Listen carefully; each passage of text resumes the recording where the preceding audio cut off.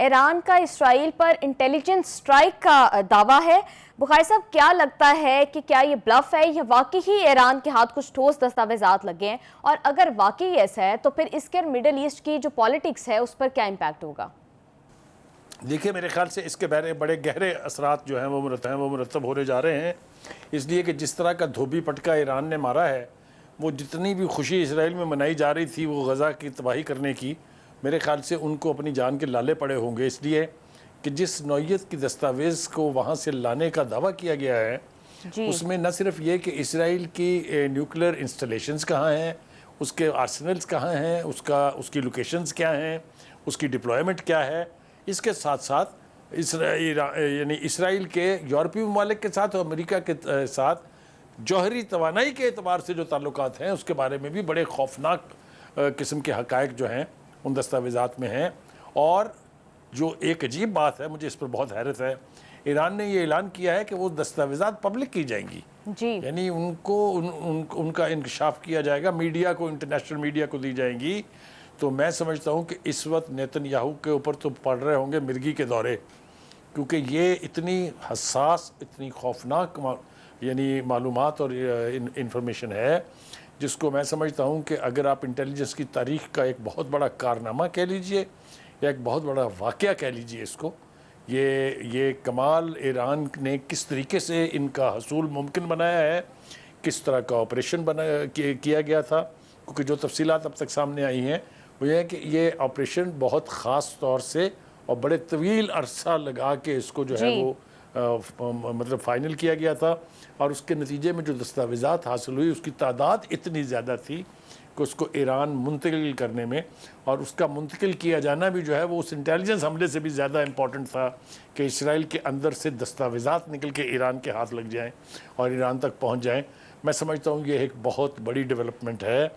और इससे यूरोप भी एक्सपोज होगा, जो दुनिया जहान के न्यूक्लियर प्रोग्राम से तो उनको बहुत तकलीफ़ पहुंचती है, चाहे वो पाकिस्तान का है चाहे वो ईरान का है, लेकिन इसराइल का जो न्यूक्लियर प्रोग्राम है इसके ऊपर किसी की ज़बान से एक लफ्ज़ नहीं निकलता है। यही हाल पहले हिंदुस्तान के बारे में भी था कि हिंदुस्तान ने जब एटमी धमाका पहला किया था तो उस वक्त तक तो किसी के पेट में दर्द नहीं उठा था 1974 में, लेकिन जब हमने किया तो सारी दुनिया जो है, कोई हमें पैसे पेश कर रहा था, कोई हमसे रोकने के मुतालबे कर रहा था। तो इसी तरीके से ईरान ने ये जो कारनामा सर अंजाम दिया है, मेरे ख्याल से उसकी इंटेलिजेंस एजेंसीज की दाद देनी चाहिए, जिन्होंने इस ऑपरेशन को प्लान किया, जिन्होंने इसको एग्जीक्यूट किया, और अल्टीमेटली ये अब एक दुखती रग आप समझ लीजिए कि तेहरान के हाथ लगी है। इसके बाद क्या होगा, ये अब धमाका खेज सूरत हाल के लिए हमें तैयार रहना चाहिए, क्योंकि ईरान ने कोई सीक्रेट नहीं रखा, इसका कहा है कि हम इंटरनेशनल मीडिया को ये रिलीज़ करेंगे। तो उसके बाद आप देखिएगा कि जो मुनाफकत यूरोपीय ममालिक और अमेरिका करते रहे हैं इसराइल के हवाले से, वो सब कुछ जो है वो सामने आ जाएगी। ये बताइएगा कि इस पर ये खबर ऐसे मौके पर आई है कि जब ईरान और अमेरिका के दरमियान जोहरी मुज़ाकरात चल रहे थे, तो इसका दोनों के मुज़ाकरात पर क्या इम्पैक्ट होगा? देखिए, ईरान और अमेरिका के जो मुज़ाकरात चल रहे हैं वो मेरे ज़ाती मुशाहिदे के मुताबिक तो वो इस वक्त एक तरह से स्टक अप है, कोई पेशरफ्त उसके ऊपर नहीं हो रही है, इसलिए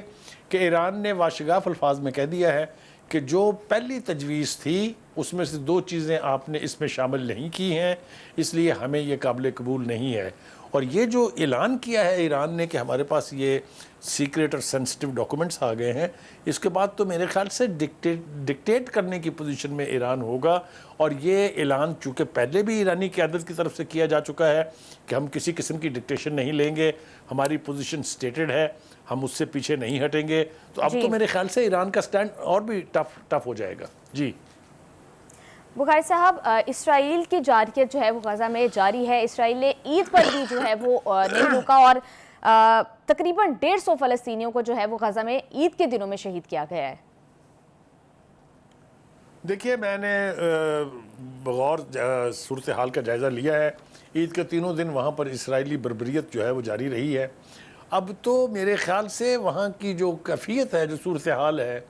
जिस तरीके से वहाँ फाका और भूख जो है उसको हथियार बनाया गया है, पूरी दुनिया को डूब मरना चाहिए जो हमायत कर रहे हैं इसराइल की किसी भी एतबार से, चाहे वो अस्करी इमदाद है, चाहे वो माली इमदाद है, चाहे वो सियासी इमदाद है। यानी खुली नंगी जाहरियत जो है, इंसानियत के ख़िलाफ़ जो जराइम कमिट कर रहा है इसराइल, उसके ऊपर खामोशी इख्तियार करना, चाहे वो मुस्लिम ममालिक हैं, चाहे वो यूरोपीय ममालिक हैं, चाहे वो अमरीकी ममालिक हैं। और बुखारी साहब, सिर्फ लोगों को नहीं मारा जा रहा, इवन जो इमदाद लेकर वहां पर शिप्स जा रही हैं उन पर भी अटैक किया जा रहा है। अभी फ्रीडम फिटेला के नाम से एक शिप है जिस पर इसराइल ने बमबारी की है, जो कि गाजा में इमदाद लेके जा रही थी। मुझे अच्छी तरह से याद है जी, इसी तरह का एक फ्रीडम फोटोला जो है पहले भी चला था, उसके ऊपर भी इसी तरीके से, उसमें हमारे पाकिस्तानी जर्नलिस्ट दोस्त भी थे, उसको भी इसी तरीके से उन्होंने गिरफ्तार किया था, बाद में रिहा कर दिया था। ये जो इंटरनेशनल वाटर्स के अंदर जो इसराइल की ये जारियत है,